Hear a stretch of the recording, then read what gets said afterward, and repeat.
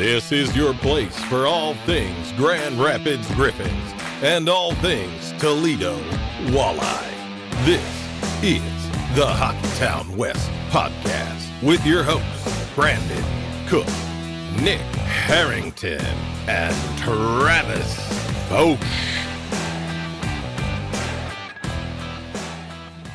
Wait, do you hear that? Hear what? Oh, it's just me. My ears are still ringing from all those kids in that arena. Oh my goodness. I see what you did there. Yeah, it was loud. Yeah, dude. I was told by our former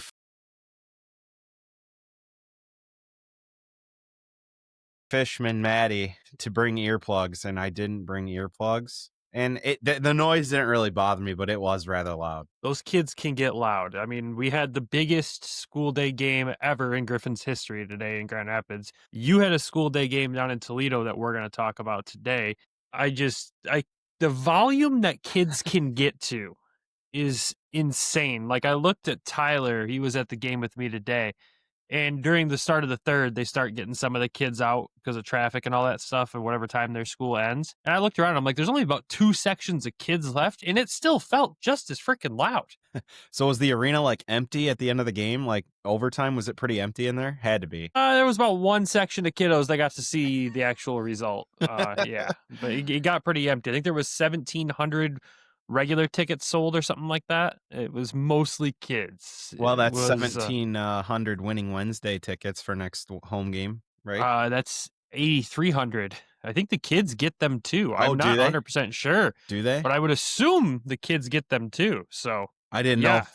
Well, I mean, that would make sense. I didn't know if the kids' tickets were included in that or not. Good question, because I know the only winning Wednesday that's not included this year is New Year's Eve in Grand Rapids. That is not a winning Wednesday because that game usually sells out. Yeah, that makes sense. That game will do well for them. But you know what's funny too, while we're on this topic talking about both teams, is the fact that we didn't even point this out. But when we were on the phone earlier, that I brought up the fact that we played the whole affiliate. Like the affiliations played each other today, which is and they play again Friday. So it's like the next 2 games for the AHL and the ECHL, you're playing the Detroit affiliates. Like, it's funny when the schedule works out that way. We just needed wings and leafs this week at some point. Yeah, right. That would have made it even better. Oh my. Yeah. Oh, well, welcome back, everybody, to the Hockeytown West podcast, your source for everything Grand Rapids Griffins and Toledo Walleye hockey. And today we're back with another Toledo Walleye update. As always, our second episode of the week is 100% dedicated to the Toledo Walleye. We have 4 games to talk about. We're going to change the pace from the first few episodes. But before we jump into that, if you haven't yet and you're listening to this show and watching on YouTube, make sure you hit subscribe, hit the like button on the video. It greatly helps out the show, and we appreciate it. And if you're listening to us anywhere, please make sure you're following the podcast wherever you get your podcast. We greatly appreciate it. Travis, shall we dive into some news? Because I don't know, man. Yesterday, which was Tuesday for those listening, since we're recording this on Wednesday, yesterday was insane for us when it comes to news updates between the 2 teams. Toledo, even a little more insane than Grand Rapids. Dude, Tuesday was probably the absolute craziest day I think I've had since we've had this show. Like, just as far as like being at practice, all this stuff happening, and learning what all Pat was, more than generous to explain to me yesterday in regards to the roster. But like news wise, there was so much going on, and it felt like when you're walking back to the Beck, it's like, okay, who's going to be here still at the end of the day? Dude, I mean, that's how I felt when you looked at the Griffins roster on Sunday. You go, who's going to be there Wednesday? And at least we got a couple of those answers, and one of them came from Toledo. Nolan Moyle gets a PTO with the Grand Rapids Griffins. I would argue to say a very well-deserved PTO at this point. Would you say? Well-deserved. He's had a great start to the year in an elevated role compared to where he was at last year with Toledo, but love this for the person. Again, I think he kind of falls into that window of guys like we had wished maybe would have gotten a deal with Grand Rapids and then assigned to Toledo. But like after learning what I learned, I understand kind of a little bit more as to maybe why that does and doesn't happen. But again, credit to Nolan for having a great start to the season. And just a well-deserved call-up because he's been on fire. Yeah, he really has. And Coach Watson, after today's game, which would be his first game with the Griffins, had nothing but nice things to say about him, could understand why this kid should be playing in the American League potentially. So a great showing for him. Coach Watson, very happy with him. You can see why he's so successful in Toledo, and excited for the fact that we might still see him in the lineup for Grand Rapids on Friday as well, it sounds like. So sorry, Toledo. Us on the Griffin side are going to borrow him for a little bit, but what an opportunity for him. Super excited. On the not as exciting side, when you're talking about for the Walleye fans, but excited for the player, Colin Sawyer gets loaned to the Providence Bruins in the AHL. A little PTO deal for him to go over there. And again, we hate losing the guy as a player, but for the person, you love to see him go get that opportunity on a wildly successful Providence team to start the season. Yeah, and another guy that I was kind of surprised he stuck around. I'm shocked especially after the playoffs he had, that he didn't get an AHL offer elsewhere, or like anywhere potentially, not necessarily elsewhere, but like I'm glad that he re-signed in Toledo, but I thought there would be maybe more opportunities for him in the American League potentially. And there could have been. That's obviously something we'll never know. He may have chose to stay in Toledo, but still another guy that just you're happy. You're always happy when guys go up because it's a pay bump for them. They get experience to the AHL, and if all goes well for the player and the person, if they stick, I mean, that's huge for their career. And that's ultimately the biggest thing, right? Like selfishly, you want them to come back to Toledo, but at the same time, like you want what's best for them in their career. And if he's in Providence for the next few weeks, months, rest of the year, I mean, hey, all the credit to him for getting a shot and making the most of it. Exactly. Next move, we're only halfway there through the note of moves here. Bobby Russell and Darian Pilon traded to the Rapid City Rush for future considerations. Thoughts on this one? This one kind of caught everyone off guard, but I know this is that time of year where the roster, you start seeing some trims happen, and I don't know the details here. What do you got for me? I seen a lot there was so much hate over this because Pilon's kind of like the guy that would fight, right? And what did you call him once? I don't remember. Little ball of hate? Little ball of hate. And I mean, for him too, it's one of those things like he's probably going to get a more expanded role in Rapid City than he was going to get here. He probably wasn't going to play a lot here, would be my guess. I think it would be more of an in and out of the lineup scenario. Maybe in Rapid City, he'll get more of an opportunity.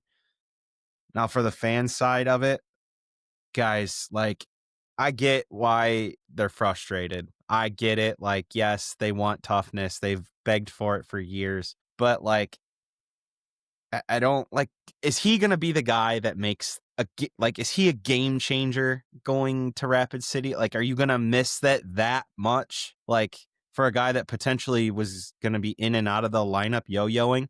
Like, you have another guy that's getting close with Buquois. We don't even know what he is yet. Like, I just look at it from a perspective of, like, we don't even know what we have in another player. Like, if that guy can provide you more offense while still somebody in the lineup can be that guy to step in and defend a teammate. We've seen other guys do this, right? Like, Keenan's done it in the preseason. Llewellyn's gotten a fight already. Like, I just think there's more opportunity with other players than what Pilon was going to provide this team. I get it's going to make people mad.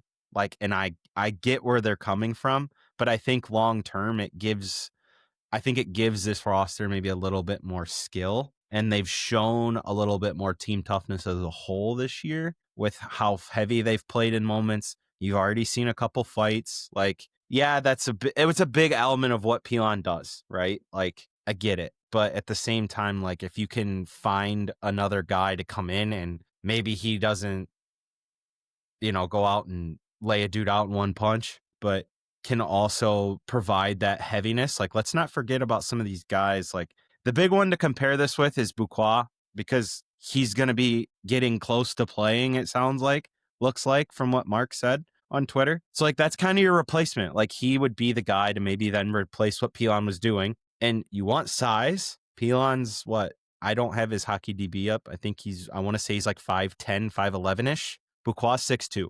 Like, so some size there. Like, what do you want here? Like, can we figure that out? Like, now to the Russell side, again, this is just a numbers game. McCallion's probably getting close from what Mark had said. I love the two that left, but again, when you're talking about players, I think I'd rather have B-Mick than Russell long term potentially. And if you're going to have Truscott, Andrews, and McKinnon here, it's just a numbers game. Like, and if it gets these guys on the ice at a different place, like, just make the player happy, give them an opportunity, right? And I think that kind of is what this is. Yeah, it's definitely it's the balancing act of keeping the player happy and obviously doing what's right for your roster, with the ECHL having such weird and strict roster limits compared to what we see in the American League. Like, you've got to play the numbers game, and it's just part of the business side of things. Again, there are guys you hate to see go. Like, love Pilon's energy, love what he brings to the table. But again, you're exactly right. You've got to see what else you potentially have here, and you're going to put him in a situation where he's going to dramatically probably help Rapid City. Let's be real. They are a team that needs some help. But at the same time, he's going to get a ton more playing time. It's going to be better for him all around for his career. And same goes for Russell. Love the guy. Love what he was able to do. Loved him in the playoffs this past year. I think he played really well. But at the same time, you've got to give the guy more playing time, and at least two teammates get to go together, right? You're not just walking into a locker room alone. So I guess that's good for them as well. It is just a wait and see game to see what we get in return and who returns and when guys return. It's all a game right now. Roster structure and movement has been all that's on my mind for the last 48 hours. And if you can't tell just by looking at my face, I'm exhausted. That's not just because of having to go to a morning game in the American League. So I will say, Mark, I texted Mark last night and I said, quite a day, huh? And he hit me with a nickname for this league that I hadn't heard. And I talked to him about it today and I had a good laugh with him. The ever-changing hockey league. For the ECHL. So, I mean, it just fits the bill perfectly. I thought that was hilarious when he texted me that, and I told him I got a good laugh out of that today. So, it's a good name for it. It makes total sense. Yeah, and like, you never know. They can make another trade down the road, and somebody else could be coming in that, makes an impact elsewhere. The roster now is not going to be the same as it is in April in this league. It never is. Yeah, and future considerations can mean a lot of things. So we'll just have to wait and see what happens. You touched on it already. You mentioned his name, Will McKinnon, loaned from the Cleveland Monsters, the second player this season loaned from the Cleveland Monsters who don't have an ECHL affiliate. Loan a defenseman to Toledo, as we see one go off to Providence. Thoughts on this move? It's interesting. I was like, it's just so weird that we're getting so much help from Cleveland. Like, it's something that recently we haven't really had. I remember when we had Brian Moore and he signed in Cleveland, everybody's like, oh my God, he's going to be here next year because he's signed in Cleveland. They don't have an affiliate. We're only an hour, and it never happened. And now, a few years later, we've got two guys here.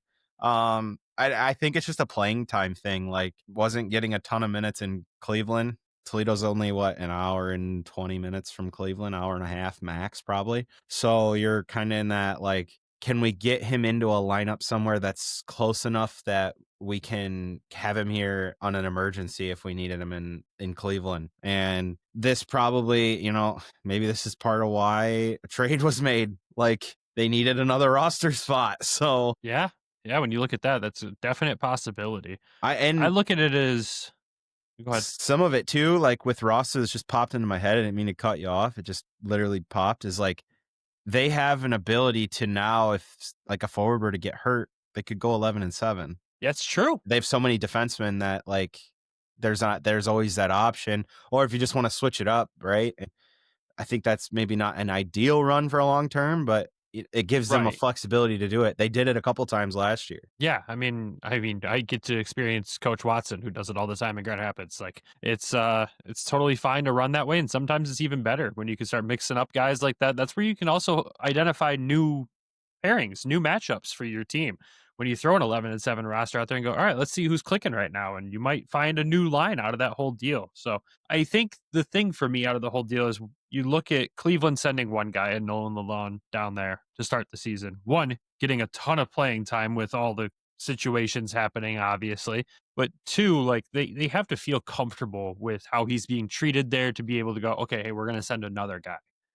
And I saw someone comment this, being like, wow, Cleveland's being a better affiliate than GR. I seen that. They're not even the affiliate. And I'm like, okay, hang on. I understand the frustration, But we also do have, there's 2 guys from Grand Rapids and Toledo too. You got 2 Griffins, 2 monsters. It's fine. You got Andrews and Truscott there right now too. So Carter was here. And Carter was here, but we took him back, and it sounds like it's potentially going to be for some time, but who knows? Michael Postava still being evaluated according to Coach Watson. So we'll see what comes out of that.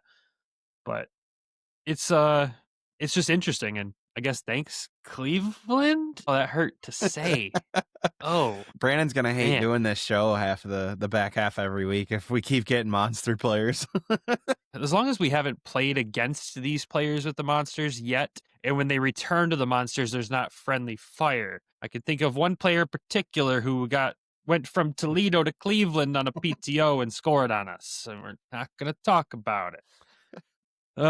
Anyways, that is all the news and updates that we have so far. Obviously, we talked about Gyro's call up already this week. We didn't dive into that for the Toledo show, but if you missed that, we did talk about that in the Griffins episode. If you haven't yet, check that one out because we talked for a good 30 minutes on that roster situation. If you want to understand what's happening and why Grand Rapids is calling guys up, make sure you go check out that most recent episode. Moving on to the games, like we alluded to at the beginning, we have 4 games to talk about. We're going to go back to last Friday in good old Kalamazoo, Michigan, and talk about that matchup there. And oh boy, what a game. I think there's still some sour people over this game.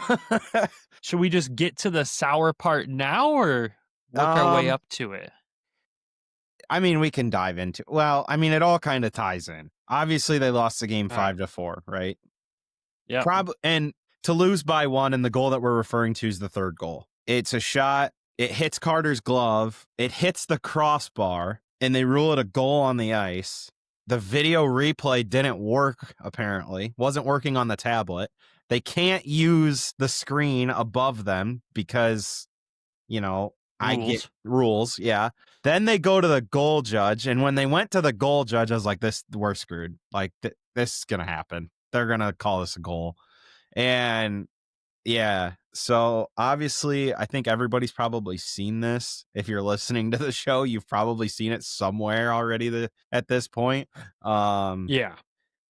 It's just unfortunate. And then it comes back to be the deciding goal, right? Now, I will say, and you said it to me, and I've said it to multiple people, shouldn't have been in that spot. Shouldn't have been down 5 in the third period. But when you score the 4, it is a kind of a kick in the face that you should be walking away with a point, right? Like, yeah, I mean, you hit it spot on there.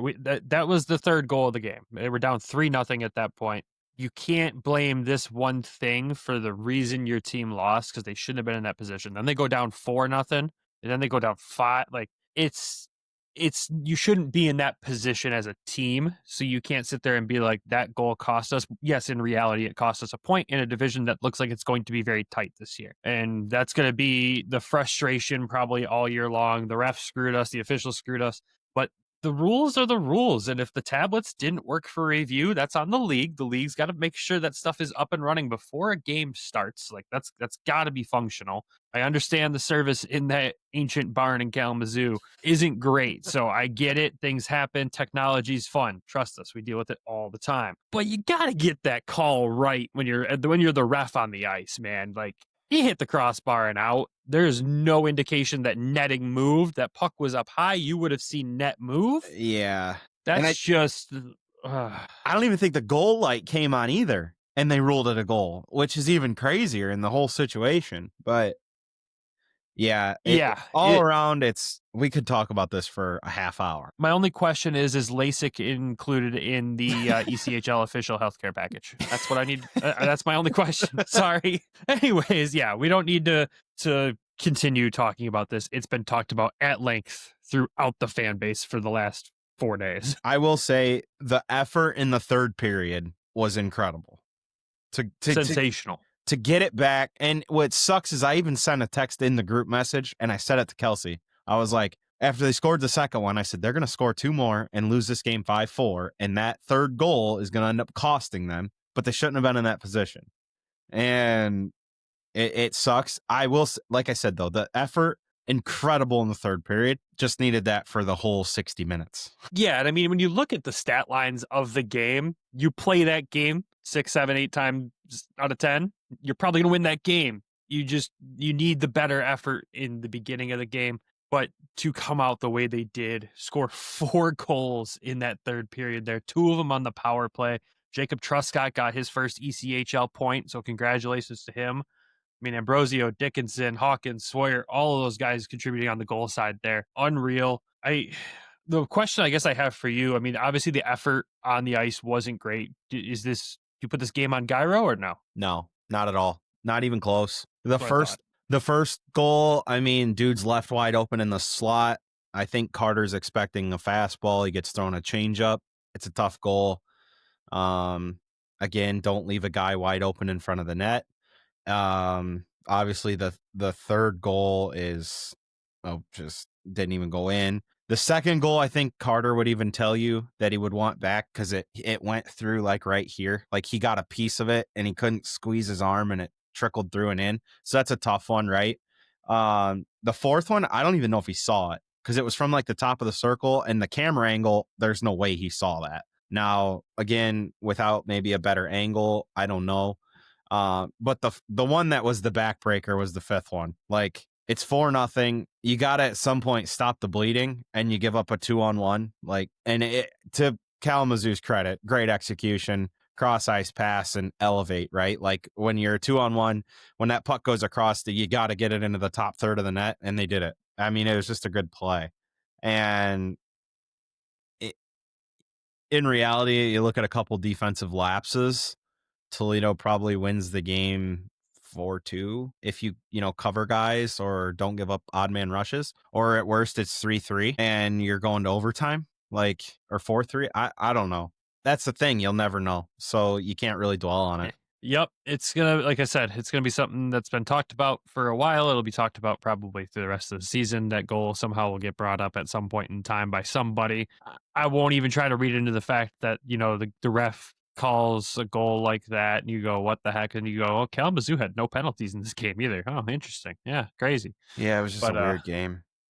It's a really weird game, but good to see the Walleye power play going 2 for 4 in this one and to get them back into it like that. Great effort again. Moving on to the next game, the next night at home in Toledo against the same Kalamazoo team, with the same ref in the officiating lineup.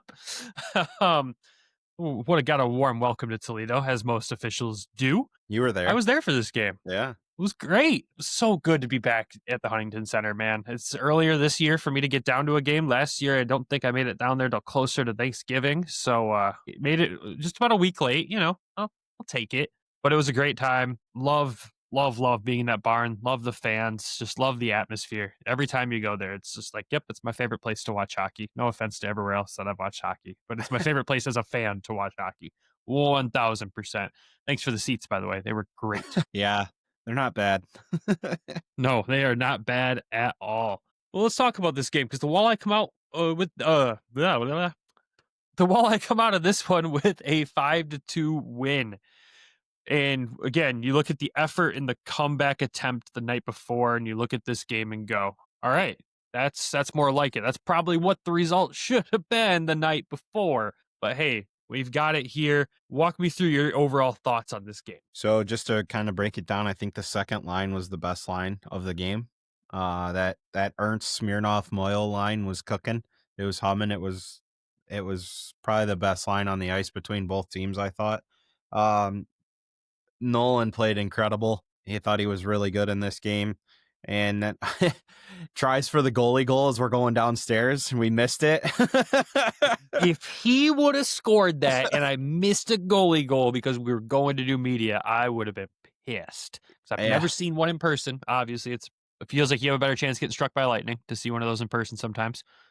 It would have been unreal, and I would have been so mad. I wonder what the odds are if you have a better chance of going to a baseball game and seeing a perfect game or a no-hitter, or going to a hockey game and seeing a goalie goal. Like, but that's just something I thought of while we're sitting here talking. But yeah, I'd be pissed too, not gonna lie, if I missed a goalie goal. But the two rookies scoring was a big moment, right? They get their first goals of the year with Kelly and Roy. Yeah, huge. Playing with Craigs, two rookies playing with Craigs this year on the third line. It's part of implementing youth, right? Somebody has to do it, and Sam's carrying two kids with him. Yeah, it was again, just another great effort from the team. Can we talk about the most confusing moment of the game for me? Where we come back from the concourse after the first intermission and there's a different goalie in net for Kalamazoo. Hunter Borva leaves the game apparently, and Luke Pavicic, I still didn't get his last name, even seeing him in the Griffins locker room today, ironically, all of a sudden is in the game, and we're like, what happened? Yeah, it was weird because I looked up and you weren't at the seats yet, and I texted you, I was like, goalie change. And then I was like, I think he played for Arizona State last year. And then, I don't know what gave it away, the pads? Yeah, well, the pads definitely gave it away. And then like I looked at the media guide and it said Arizona State, and I was like, I thought that he looked familiar because I watched the Sun Devils in person last year down in Miami. So I thought it looked familiar, especially the helmet too. They had a goalie carousel this weekend, Kalamazoo. Yeah, I was as confused as you were. I was like, where's Vorva? And then he had to have gotten hurt, right? So hopefully, I mean, you would only assume. for, again, the person, you hope he's all right, but nothing major. But for us, it was kind of like, okay, we have an opportunity to bury him. Let's bury him. And they did. And then the Griffins signed him to a PTO on Wednesday or Tuesday. It was, guy's been through the ring. I will say, speaking of his gear, by the way, because I know you're a gear nerd, and I know there's probably some gear nerds that listen to this show. All of his gear is custom ASU stuff. His chest protector is bright gold with the Sun Devils logo in the center. Everything is decked out ASU. It's pretty sick. I seen the chest protector on the Griffins in locker room when they were passing out like the puck and then the belt, and I seen it hanging up because of where the hooks are right there next to his stall. And I was like, well, I was like, man, them no wonder some colleges don't have Division I programs. Yeah, he got the setup down there. Of course, you would notice that out of that video too. Of course you would. What else is that going to be that bright yellow in the background? They walk right past it and they pan, and it's like, the hell is that big yellow thing on there? And then it's like, goal. And then I seen it was his stall, and I was like, oh, that makes sense. But anyways, back to this game. Yeah, it's a great effort from the Walleye in this one. Super happy that my record is staying pretty positive of coming to Toledo and seeing wins. I do love that personally for myself. I just got to say, seeing them in person, they are so fast this year. The team is just very fast. Some of the guys, the size, I'm like, oh, okay. There's some big guys. Hildebrand is huge. Big boy. That's a big body. That's not like, he's not Elmer Soderblom giant height. He's just a big mass of a human out there. Yeah. Like, holy smokes. He made me feel pretty short in post game the couple times I've had him. And even today when he's walking by me to leave, he's like, have a good day. And I'm like, you too. And my other takeaway is I really like Smirnoff. I really like his game. I think he was a great addition to this team. I'm just everything up and down the ice from him, I was really impressed with. I like him too. I loved that line. It sucks that Moyle got called up for the Toledo side of things here. I love that line. Like, it seems like when they had Moyle, right, in this game, it had everything. Like, Ernst is kind of plays fairly heavy for his size, right? Like, that's another guy that's not like 6'4", 6'2", 6'3", but plays big. And he's got skill. There's one thing, like, when you're coming from, the SPHL, like, how's that going to translate? So far, it looks like it's translating pretty good for him. I would say so. He's off to a pretty solid start. So he's kind of that puck retriever, right? Like, get in the corners. Moyle can do that as well, but Moyle's got that elite speed, right? That straight line speed that you've seen in the past. And he's shown some major flashes of playmaking. And then Smirnoff, he's real shifty with the puck. He's really good with the puck. He's kind of that just like playmaker guy. So it felt like that was a good blend there. Obviously today which we'll get into, they basically just flip-flopped Ambrosio for Moyle on that line. But yeah, I like Smirnoff too. I think he's going to be a good player. It's funny. I texted Kels, when he scored, I said Smirnoff just iced the Huntington Center. I'm shocked that nobody has like brought a blow up Smirnoff bottle yet. Like, I'm waiting for it to happen. Like, that's the first thing that came to my mind when we traded for him. I was like, somebody in 112 is going to show up with a massive sign that's a Smirnoff bottle and is going to want him to sign it. Walleye fans, I need you to deliver on this one. Honestly, I really do. I know it's spelled differently than Smirnoff, but God, I need it I mean, need just that for to like the happen. meme part of life, like, Oh, yeah. I know Yeah. it's not, like you said, spelled the exact same, but like, I can't believe somebody in that end of the rink has not done it yet already. I mean, if you're going to make a sign, like a bottle-shaped sign, like spell it correctly on there. But Yeah, if yeah, you're going yeah, to yeah. find a giant blow-up one, like even better.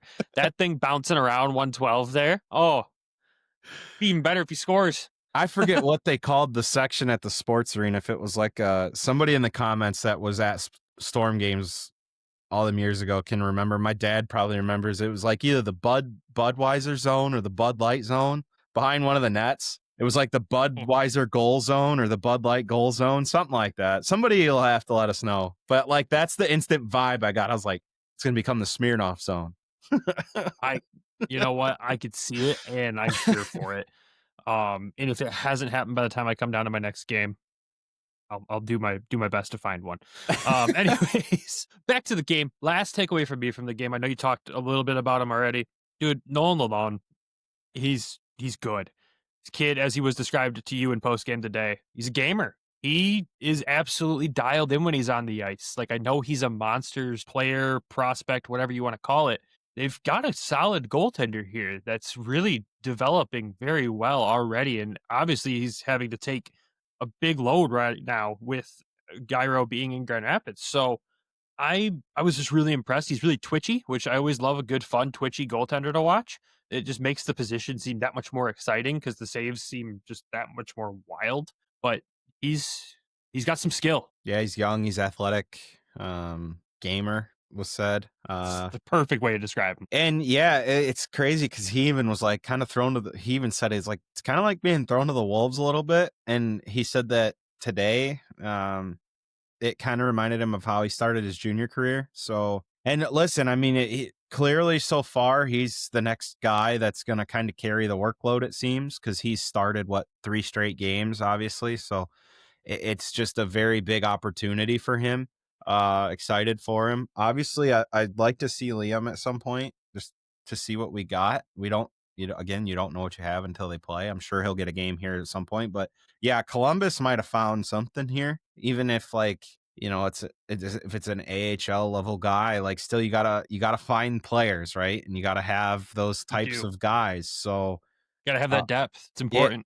Depth is a huge thing, and they've seemed to have stumbled on something. And I'll say it again: these young goaltenders with Kaiser, I mean, they're in great hands. Like there's no better guy, I think, to handle these guys than what Ace is doing with them. Like he's just so. It's like Liam, or not Liam. I'm sorry. It's like Nolan said to me today. Like he knows when to be serious. He knows when to joke around. He's just he's very well organized and. Great guy. I seen him today. I walk into the press box to pick up my like the stand before the game, and I turn around and he's standing there. He's like, "I'm everywhere." God, I love Austin Kaiser. What a beauty. That's all our thoughts for the first 2 games. We still have 2 games to talk about, plus give you our 3 stars of the week for the Walleye and a quick standings and ECHL update. But before we get to all that, we got to hit an ad break. So when we come back, we'll dive all into that. Hockey is back, and this season, DraftKings Sportsbook, an official sports betting partner of the NHL, brings you all the speed, skill, and nonstop action you love. New customers bet just $5, and if your bet wins, you'll get paid out $300 in bonus bets instantly. Download the DraftKings Sportsbook app and use code THPN. That's code THPN to turn $5 into $300 in bonus bets if your bet wins. In partnership with DraftKings, the crown is yours. Gambling problem? Call 1-800-GAMBLER. In New York, call 877-8-HOPE-NY or text HOPE-NY 4673. In Connecticut, help is available for problem gambling. Call 888-78-97777 or visit ccpg.org. Please play responsibly. On behalf of Blue Hill Casino and Resort, Kansas, pass-through of pay per wager tax may apply in Illinois. 21 plus age and eligibility varies by jurisdiction. Void in Ontario. Restrictions apply. Bet must win to receive bonus bets, which expire in 7 days. Minimum odds required. For additional terms and responsible gaming resources, see dkng.co/audio. Limited time offer. Copyright NHL 2025. All rights reserved. And welcome back. All right, let's dive into what would be Sunday's game. Obviously, the Walleye playing a 3-3 this past weekend. You got Sunday's game with the Iowa Heartlanders coming to town. And unfortunately, the Walleye ended up dropping this one 2-1. But the stat I want to talk about right out the gate, 31 shots for Toledo, 9 for Iowa, and you lose this game 2-1. And Nolan had no shot on either goal, partially due to just a breakdown or just an unlucky play. Like I think it was their first, I don't know, one of the 2 goals they scored. A guy went to clear it right on a guy. Like the guy just happened to be there and it bounced right to him, wide open net. Like it was lowest shots against in a game that Toledo has lost in their time in the ECHL. Like 9 shots. That goes back to the Storm days too, doesn't it? Yeah, that's Storm. I think it was 14 for both the Storm and the Walleye is the lowest shots against, and they've lost a game, and now it's single digits. Yeah, that's it's not a stat you want. Well, and in talking to Pat like yesterday, and just around the rink stuff you hear, like if you look at and I even had this conversation with my dad in the car today. If you look at the analytics of that game, which again, this is why you play the game. Analytics don't tell you everything. It's a good reference, but it doesn't dictate the way it should be. Always. It's a repeat of the Lions series. Like analytically, the Walleye dominated that series. Analytically, they dominated this game. I think Pat said the goals for would have been like 5 to 1.2 or something like that. like that. So like when the spread is that wide and like your expected goals for, that's when you deserve to win the game. Like it just they got the early one and they couldn't build on it, and they just couldn't score. That's all it was, really. I thought they played hard. This was the first game of the year, I think, to where it was kind of like what I worried about is like they just couldn't score. But all in all, like you're gonna have games like that, and I think Hawk even said post game, like you play like that, you're gonna win 7 out of 10 games you play, or 9, 8, somewhere between 7 and 10. So I mean, he's probably correct. Yeah, I would agree. I'm not gonna go against that. And I think I even heard that leaving the rink a bunch, walking out at night. So it just sucks that it's in the back end of a 3-3. They had a chance to win a segment. Like we know how much Pat loves to win segments. So for the people that don't know the segment thing with Toledo, Pat breaks the entire season into 10 7-game segments with 2 extras. There's 2 spares because there's 72 games. Basically, if you were to get 10 points every segment, you have 100 points, right? 10 segments times 10 points, 100 points. So I think that's what they try to shoot for, right? Is that 100-point mark. That's an unreal year. Like that's good stuff. Like last year, I think they were like right at 98, 99, some high 90s, high 90. They just missed it for the season. And then I believe Pat has told us in the past, if they hit that 10-point, they get a reward. Yeah, they do a nice team dinner, like a nice team dinner or stuff like there's something for the guys to play for in that scenario. It keeps them, like you said, perfectly. It gives them something to play for throughout the season. Keeps the guys, like when you're in the dog days of like February, early March, something to play for still. I mean, there's always something to play for, but there's a little extra incentive. But to get 8, like it's not the end of the world, right? Like it's still a pretty productive. I mean, I think I looked off of last year's statistics, they'd have finished 4th if they got 8 points every 10 game. 8 if they did the 8 times 10, if they got 8 every 10 games, they'd have had like 80 points, and that would have made the playoffs last year.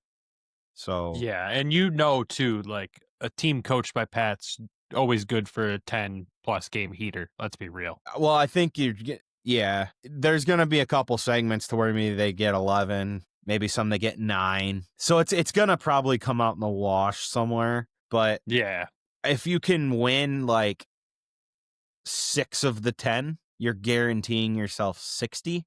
Then you just got to find like that 25 somewhere else, right? So yeah, no, it makes sense. And I love how he does that, like giving the guys something to play for all season. Like, you didn't make this segment, so you're not getting a nice steak dinner. You get Subway sandwiches. Like, here you go. Like, that's how this one's going to go. So, no, it's cool that he does it like that. I've always been fascinated by that whole thing because, you'll have some coaches that are just, we take it strictly a game at a time. You'll have some that are, we do it in 4-game sets, and then Pat's case, you do it the 7. So I love it. It's because it's just something else that we kind of keep an eye on as the season goes along too. It just gives Travis something else to track. But at the same time, it's a cool thing. So I'll say this. Here's your tracker for this year. Yeah, he's got one ready to go. Yeah, of course he does. Of course he does. He's basically our built-in stats guy. That's what he's our Toledo guy, our stats guy. He's Elliot Friedman of Toledo. If you don't get the joke, we've said it a bunch of times. The guy secures interviews like no other. And that's what Travis brings to the table here. I just bring technological skills and the ability to talk when people probably don't want to hear me talking. Back to the game. Nolan Lalondes, this is not his fault. This game. No way. It sucks because it's a game where you look at those stats and you go, one goalie loves the numbers for his stat line. The other one's like, damn, guys. Like, it's reverse inflation of what Carter had happened to him in Kalamazoo, right? Like, exactly. Carter had still quite a few shots against and had, the 5 against, to where Nolan has under 10 and has 2 against. And it's like, you look at the numbers and it's like, holy crap, they're like almost the same, but so little. I bet you do the math on the save percentage. It's probably really close. Yeah, it's a frustrating game. Like, it's one you want to win, especially with an Iowa team that's been really good so far this season and a team that's played a decent amount of games so far compared to everyone else. You kind of want to come out with that win. You hate to see them get it, especially on home ice. The team loves to protect home ice and play the best they can at home for their home crowd. It just sucks. This is one of those games where you kind of move right along. You just go, gonna squeeze right past you, and here we go, on to the next game, right? Mm-hmm. Which is the school day game that took place today. I obviously did not get to watch a minute of this game because the two organizations decided to play school day games at the exact same time, except yours starts earlier, which I don't know if I'm a fan of or not. A 10:30 start compared to 11, I don't know which one I'd rather. I mean, it's a half hour. Yeah, but a half hour of sleep in my world is really nice. Well, that's because you stay up all night. Yeah, editing this show. That's what I'm about to do today. Exactly.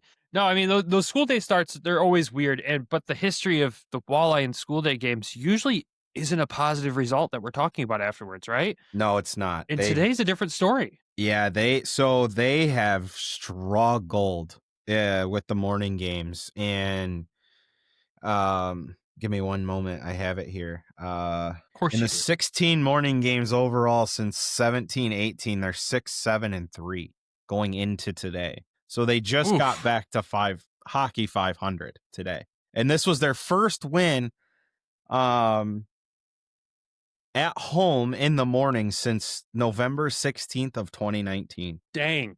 Yeah. Wow. For those of you that need a reference, that's before COVID happened. Thanks for that completely obvious reference. Some people there's going to be people that you think COVID was so long ago at this point, right? And then this was even before then. That's just wild. I'm one of those people that thinks October was so long ago and it was just 12 days ago. I know, but it's you sit there and you think about it, you're like, man, because COVID felt like forever. And then you see that and it's 2019. I was like, dude, that's before COVID. It felt like COVID was 10 years. Yeah, I mean, that is crazy that that's the last time that's happened. But we got to win today to talk about. Yeah. They win 3-2. Yeah, and it was a good game. I loved, to go into it a little bit, I loved the start. I thought they got off quick. They scored early again. It's becoming a bit of a trend here. They've scored early in mostly every home game they've played. It seems they've gotten an early one. Didn't love maybe the last 30 minutes or so. That game really kind of felt like they were on their heels a little in the third period, especially since he came hard. You knew they were going to. But outside of that, I thought they played relatively well. And you kind of look at the shot board and it's like, all right, we flipped the switch from Sunday, so call it a wash. Because we got 17 shots for Toledo, 31 for Cincinnati. Yeah, we got doubled. So basically is double, and you got doubled up. So again, Nolan, they don't win this game without Nolan. He was unreal in this game. 2 breakaways he stopped. One almost went in, it was between his pads, and he had this awareness, his stick hit the the goalpost as he's sliding, like he's on the goal line. The puck I was shocked it almost didn't get reviewed because it was like the puck was in between like his pads, right? And he's sliding backwards, and you're kind of just like, oh, in the past, it's like this puck's in and we're going to get screwed on this somehow. But he like used his stick in the post, and you seen him like just slide forward. Like he pulled himself forward to keep the puck That's good out. awareness. Yeah, and he made a great save on another breakaway where guy deked to his forehand, and he got his right pad down, made a nice save. And he made a couple other 10-bell saves in this game that was the difference for them winning this game. Yeah, I mean, you love another solid performance out of him. I know you have the stat line for later on for what his week was with the team, but 4 games played so far, 2.02 goals against and a .921 save percentage on the season. He's kind of balling out right now. Yeah, and for a guy you didn't expect to have to ball out like this, that's A-okay with us. Well, didn't expect to have and didn't know what you were going to get. Yeah. I know some people freaked out when you see the numbers coming in from like junior, right? Like, yeah, junior's a whole nother league. It is. You cannot take goalie numbers seriously from juniors sometimes. And like I don't take goalie numbers in college seriously. I'm like Trey's having a great season and I'm like, I need to see him on pro ice. Correct. I've seen so many goaltenders do so well in juniors in juniors in college, and then they get to the pros and it's like, yep, that sucks. They suck. Yeah, and he's just like he's got a good like foundation, I think, underneath him. Clearly Columbus sees something with him, which is cool. And then that they trust an affiliated team with another organization, used to be division rivals, to kind of mentor him and mold him at a young what? It just clicked with me why they would do that with a goaltender. Why? Who else in the ECHL has a full-time goalie coach? Cincy does. On the media packet today, it said they have a video goalie coach. So I think we broke the mold. So now everybody's starting to do it, I think. So yeah, they send him to the experienced one. Like, that's right. I don't know anything about that guy. He probably has tons of experience. Sorry to him. But at least Ace has been doing it in the ECHL for a full season. So that just clicked. I'm like, oh, yeah, no duh, they'd send a goaltender to us. Like, I looked at that for some reason today. I looked down and it said they had one. And I was like, oh, that's kind of cool and interesting. But same exact label. About time. Every team in the East Coast League should have a goaltending coach. If you're going to be sending drafted goaltenders to this league, they got to have somebody there. And I think more teams should be, because that's the exact point I said earlier, where college numbers and junior numbers for goaltenders just don't matter to me. Like, you need to see them at the pros. And yes, the ECHL is the pros. I know their numbers, those games don't count towards like the veteran rule in the American League and whatever. It's a different type of game. And you look at what the Red Wings have done, sending these young goalies here, and you look at how those guys are flourishing in their pro teams where they're at. Like, look at Bedsy. Bedsy's having a great year overseas right now. And you look at Cossa, what he's done. You look at Gyro being able to come up to Grand Rapids and play the way he does. Like, there's value in these young goaltenders coming out of college or juniors going to the ECHL. I hope more teams and more organizations like work with this. Like, it makes total sense to value that development at this league. It really does. Yeah, it's funny. I said something to Ace today, and he's like, dude, he's a stud. Like, with Bedsy, like, because if you haven't looked at his numbers, like, please go look them up. He's absolutely tearing up the Liga right now. And, like, I said that to Ace. He goes, yeah, dude, he's a stud. Like, I was like, Ace, like, he's a stud. So that was a little funny moment. Like you said, Cossa, I mean, the step, this for Cossa, like starting here was such a very important piece in his development. Did you just pull up Bedsy's numbers? I did. Oh my God. Johan Bednar, 15 games played, a 1.81 goals against and a .935 save percentage. He's 10-3-1 right now. Yeah. Killing Holy. He's a stud. Stud.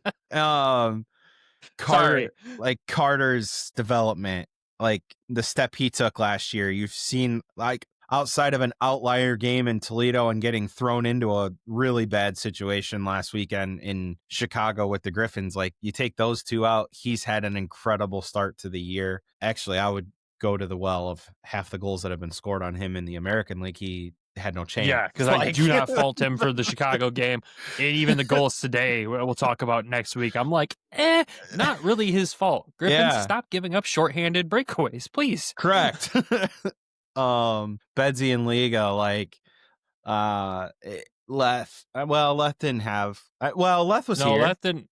But he was there, but he didn't have a full-time coach. Neither did but Cossa. like again, that's true. Cossa didn't either. So yeah, that development, like it's playing in this league and seeing that high volume amount of shots and being put on them tough situations that are going to build these guys' character. Like, why I wish Trey would have went to Toledo, but not back to MSU. But I'm not going to get on that tangent today. I promise. yeah, we'll avoid that at all cost. Yeah. But again, we've talked about Nolan so much during this one. Looking at the stat sheet here, Hillibrand, good game from him, a little 2-point game. Dude, the 2 assists he had were gross. Just gross. Like, the first one comes to him and like he's got the puck and he like kicks it over and then Ambrosio goes in and scores. And the second one, oh my God, that whole like play was just gross. The passing, they went like D to D down low. And then I think was it Smirnoff maybe? Went from the far hash marks through the seam up to the point. The defender walked into the middle, shot it, it went wide. It came right back out to Hillibrand and just easy tap across for, I believe, who was it? Tanner Kelly. And that was gross too. Like just gross. And look at Tanner Kelly, 2 goals in the last 3 games. Yeah. Look at this guy. Yeah. Confidence, man. When you start to score, it kind of reminds you of what Ness did last year. You seen that first one go in and he got hot. So hopefully it with Kelly, he can stay rolling. And then obviously Riley, back-to-back games with goals? I think, yeah, and I believe I was told a 6-game point streak for Riley too. That's insane. Yeah, good for him. Yeah, he's found his groove, and you could tell he's so excited to be back. Which, if you watched the post game today, he is a vibe, man. Like cut off sleeves. It's a Marley shirt. There's a Marley's little logo on it. It's just he is a vibe, man. And like the thing with him, when you go back to our first interview with Hawkins, and I asked about him, and he goes, "You guys got a little brother?" And he's like, "Is he annoying?" It's one of my favorite interview moments we've ever had. And honestly, like, if you just watch him on the ice, he's like this the whole game. His mouth is I'm surprised his jaw is not sore with how much that guy talks on the ice. It's crazy. Holy. We got Jalen mic'd up last year. We need Riley mic'd up this year. Like, that has to happen. Oh man. And then this weekend you get to see them two go at it. So like where they play them on Saturday? Yeah. I'm really glad the Griffins have another Saturday off. That's all I've got to say, so I can watch it. Because it's probably going to be must see. You know what? If you're going to mic Riley up for a game, that'd be the one. That's the one, baby, right there. Yeah, he's off to a good start. It's good to see that he's kind of picked up where he left off when he was here. Yeah, he's a vibe, man. He's goofy. He's goofy, but he's cool, man. He's a nice guy. He is. Look, to put a bow on these 4 games, because we've been talking for a while about him, obviously. You come out with 2 wins, 2 losses. 2 wins, or 2 of those losses, you probably could have won those games. It's not a sound the alarm, oh my God, what's happening? Look, this is the growing pains of a very young Walleye team, a very fast Walleye team, a lot of new faces adjusting to each other, and everyone trying to figure out where they fit in and what their role is on this team. And knowing your role as a player is probably one of the most important things. And yeah, it takes time to figure that out. What I'll say is they are off to a better start than I anticipated coming into the season. I thought they'd maybe be around this area. I wasn't expecting like a crazy out of the gate start, kind of like what Fort Wayne's doing, just because we have so much youth. And when you implement a lot of youth and then now these call ups, like it's just a lot on a roster. And it's crazy too. Cause we haven't played a lot of games. There's, I'm looking at it right now. I'll save this until we get to the roster, or to the standings, because it's a very weird stat. Yeah, save that for that. We'll wrap this 4-game set up with our 3 stars of the week for the Walleye. Travis, you have them written out here. I'll let you introduce the 3 stars. So I got Nolan Lalondes as the third. Lalonde. I got to figure out how he says it, because I think it's different. It's Lalonde. I think it is. So Lalonde, 2-1 with a .909 save percentage and a 2.03 in those 3 games. Dennis Smirnoff second. 3. Sorry. Dennis Smirnoff second. 4 games played, 1 goal, 2 assists, 3 points. And then Riley McCourt, man, what a weekend. 4 games played, 2 goals, 2 assists, 4 points, point per game player through the weekend, and then this middle of the week game. So he's found his groove, like we said. So those are the stars. Gets an extra point for vibes too. So that puts him right at the first star for sure. Yeah, I couldn't, looking at the stat sheets, I was going to try to find one where I could disagree with you. I can't. I thought about Dickinson. There. He had a pretty productive weekend also. I want to say he had 3 points or maybe even 4 points, but Smirnoff easily. Yeah, he had a good weekend. Smirnoff as well. Hildebrand as well. There's honorable mentions across the board for how the team has played, but yeah, those are the surefire 3 stars. It's so weird because I know the Walleye posted the 3 stars today, but the game sheet is blank for the 3 stars, which is weird, but I know they have them. They existed. So there's that. Upcoming schedule for the Walleye. When you look at it, you got Friday at Cincinnati for the rematch of today's game, and then Saturday versus Fort Wayne.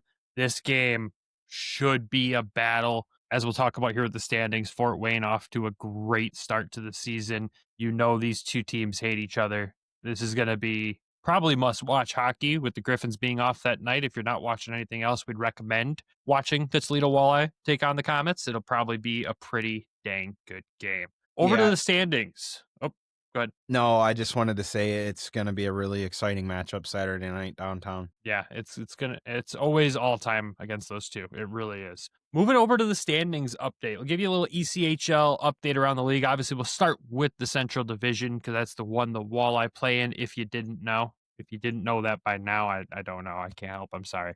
Fort Wayne, like we said, great start to the season. 9 games played, 7 wins and 2 losses, leading the division right now. Iowa in second at 11 games played. 5-5-1 is their record. Toledo 1 point behind them in third with 8 games played, 5-3 record. Indy right behind Toledo, tied with Bloomington with 9 points there for that 4th and 5th spot. Both have played 9. Is the bottom 4 of the division just going to battle it out till the end of who wants 4th place? Are we going to start that already?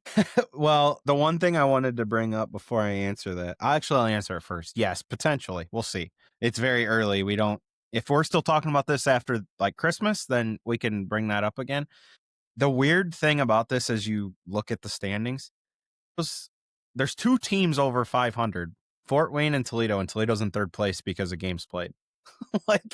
It's just weird. It's weird when you look at the standings and see that. Yeah, because they got the 1 more point because they played more games, obviously. Yeah. And it's dumb. Cincinnati and Kalamazoo rounding out the bottom of the division there. The one thing that stood out to me when I looked at the standings, just a quick glance, Bloomington, 143 penalty minutes already this season. In Indy right behind him at 129. Holy goodness. Hopping over to the Mountain Division, Kansas City leading that division, actually tied for the lead with that division, I should say, with Tahoe, both at 14 points. The rest of the division goes as follows: Tulsa, Idaho, Allen, Utah, Wichita, and Rapid City. It's nothing surprising there when you look at it's kind of the usual suspects near the top. Again, we're talking division standings, 10, 11 games into the season. Right. I know. That's fine. Head over to the Eastern Conference. It is something to talk about. Eastern Conference, we'll start with the North. You got Maine leading the division. That surprised me when I looked at that. Well, Luke Kavlin's there, and he's off to a hell of a start. Never mind. It all makes sense now when you remind me of that minor detail, because that guy is something. I hope he's not a permanent stay in the ECHL. There's no reason he should be. Dude, I don't get it. It doesn't make sense to me either. Goodness. Second in that division, Wheeling, and the rest of the division as follows: Reading, Trois-Rivières, Adirondack, Norfolk, Greensboro, who's now won 2 games. Last time I think you and I talked, Travis, they hadn't won a game yet. And then Worcester, or Worcester, whatever you want to call them. Still love that name. I know you do. The Railers. The Railers. It's the branding, get railed. Yeah. Yep. Anyways, moving on from that. South Division, Atlanta. 9 games played, 8 wins, 1 loss. Holy start to the season for the Gladiators. Great start. I am a big proponent of the city of Atlanta and hockey. We know you are. I think it would work in the NHL if they had steady ownership. I love the name too, the Gladiators. It's cool branding. It's cool to see they that have the best throwback night out of most pro hockey teams every year. Gross, so good. Like when they do the Thrashers throwback is Yeah, it's not even close. Yeah. Second in that division, South Carolina, Florida in third, Jacksonville in fourth, Greenville in fifth, Savannah in sixth, and Orlando. 9 games played, 1 win, 8 losses. Whoa. They must be getting too much sun. They're the solar bears. Doesn't that mean they get charged by the sun? Either way, it's not looking good for them. It's not. Again, standings watching this early in the season is crazy. Gives us something to talk about around the league. Well, when you're work 1 to and get 8, we'll work to get real news updates around the league for you guys here as things settle down. But at the same time, when you're 1 and 8, you got to talk about it. That's tough start. Well, I mean, the Railers are 1 and 7, so both of them two are 1-7-1. So both of them off to tough starts. So, which last year, if you remember, Cincy struggled early and they made mass changes and then almost made the playoffs. So because nobody wanted the 4th place spot. Nobody. Right. Which I don't blame them because look who they had to play first. Like, right. I don't blame you not wanting to play Toledo. I will say for us being affiliated with the Wings, one that does stand out a little bit is in the North with Reading. You might remember Keith Petrozelli. Yeah. He's off to a good start for the Royals, and the Royals have had a tough couple seasons. And they were always a huge like measuring stick team towards the end of Waddy's years here, especially when Nags was over there. So in Norfolk kind of coming back a little to start this year. They were a playoff team last year. So oh yeah, you weren't kidding with Luke Cavlin's numbers. 1.41 goals against and a .949 save percentage. And that's 7 games played. There's a goaltender in the league that has played at least 4 games that has better numbers. Yeah. And he plays for Atlanta. Who would have thought? Yeah. Well, off the starts, that doesn't surprise me. No, not at all. Well, buddy, I think that's all we have for this week's Walleye update. It was nice to talk about more than just one game with you.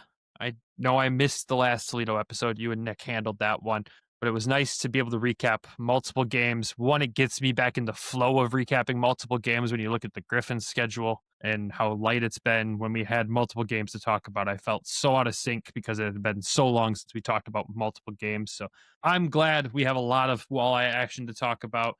We'll have at least 2 games to talk about next week, which is exciting. Should be really good games. And the nice thing for me, too, is that you'll be in Grand Rapids on Friday. Yeah, that's pretty cool, huh? Pretty exciting stuff. I'm excited. I'm very excited for that. I know. I'm hoping once a month. The first month of the year got a little thrown off with getting the puppy. Worth it. But yeah, worth it.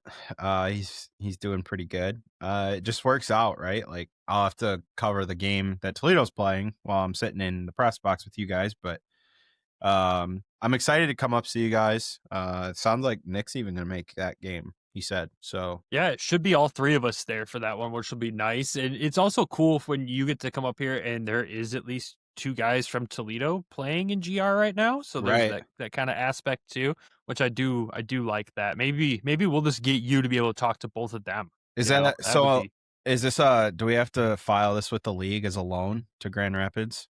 Yeah, no, I'm not doing another transaction graphic, buddy. I'm not. I freaking refuse. I could not. I've never made so many graphics for this show in one day. And hey, we've covered trade deadline, free agency, all that stuff. I've never had to make that many things and that many posts in a day. Never. Hey, I helped. You did. You definitely did. Let's never have to do that many in a day on a random Tuesday in November ever again. That'd be great. You know what's funny? We were talking about this like on a Tuesday, and the only thing that came to my mind was it the third Hangover movie? And they're talking about how Chow stole a bunch of money. And I just remember the guy in the glasses. He's like, on a Tuesday. And I was like, yeah, that's accurate. I love it. With that, we'll wrap this one up. Thank you everyone for tuning in to another Toledo Walleye update. We appreciate you guys. Next episode will be a recap of the Grand Rapids Griffins action, which will have 2 games to talk about: their school day game plus their Friday matchup with the Toronto Marlies, the military appreciation night here in Grand Rapids. If you're heading out to that game, sick jerseys this year. I saw it in person today. Looks beautiful. Love it. But until then, we gotta. You can't tell me that because I'm coming to town. Yeah, I know. Keep the credit card at home, buddy. Before we wrap up, though, we got to thank our sponsors of the show. Of course, DraftKings and Everything Hockey Clothing Company. When you're betting with DraftKings, use code THPN. And when you're shopping at everythinghockey.com, use code WEST. Save a few bucks off your order. Pick up a hoodie because it's cold outside. I'm rocking one of theirs right now. It's ironically San Jose Sharks colors. Sorry. But I liked the teal and black. It's a good mix. But on top of that, we've also got to thank our Patreon subscribers because without them, the show would not be possible. We've got a ton of new content coming your guys' way. I know Travis is wrapping up the top 20 jerseys. He did that shoot with Nick the other day. We're going to get the Walleye unedited episodes on there. We promise. I'm going to walk Travis through all that stuff now. That's my fault for not showing him how to do that before. And we're getting more consistent with getting the Griffins ones on there. If you watched the last one, I'm sure you enjoyed it because it was a doozy. It was all over the place. The editing for the actual show that came out wrapped up at about 2:30 in the morning. And I think we stopped recording at 11 p.m. So if that gives you any indication for what the unedited ad-free shows look like, it's that. So hope you enjoyed that one. Before we wrap that up, we got to thank all the Patreon subscribers who have already headed over to patreon.com/Hockeytown West Podcast to show their love and support for the show. Those are Darren Schwartz, Peter Grell, Joe Schroeder, Bryson DeChambeau is Elite. We're going to have a Patreon episode where we talk about this name. Like I've said it multiple times, we need to just talk about why he thinks Bryson DeChambeau is elite, and I want your argument. Nick will be useless in that because he doesn't know what golf is. That'll be just us doing it then. 1,000%. Tyler Ingalls, John in Florida, Elaine Grace, Griffin not from GR, Derek Sleazer, Lori and Allen, and of course Michael Asante as well. Randy, where'd you go? I know he's on here. I might have clicked off his name on there. Sorry, Randy, I know you're on there. Thank you guys for the love and support. We appreciate you all so much. Well, until we talk again, everybody have a fantastic and safe weekend. And as always, go Griffins, go Walleye. We'll talk to y'all again soon. Thank you for tuning in to the Hockeytown West podcast. Be sure to check us out on Twitter at HockeytownWPod and your hosts, Nick at GR Hockey Guy, Brandon at Brandon GR Hockey, and Travis at Trav in T-Town.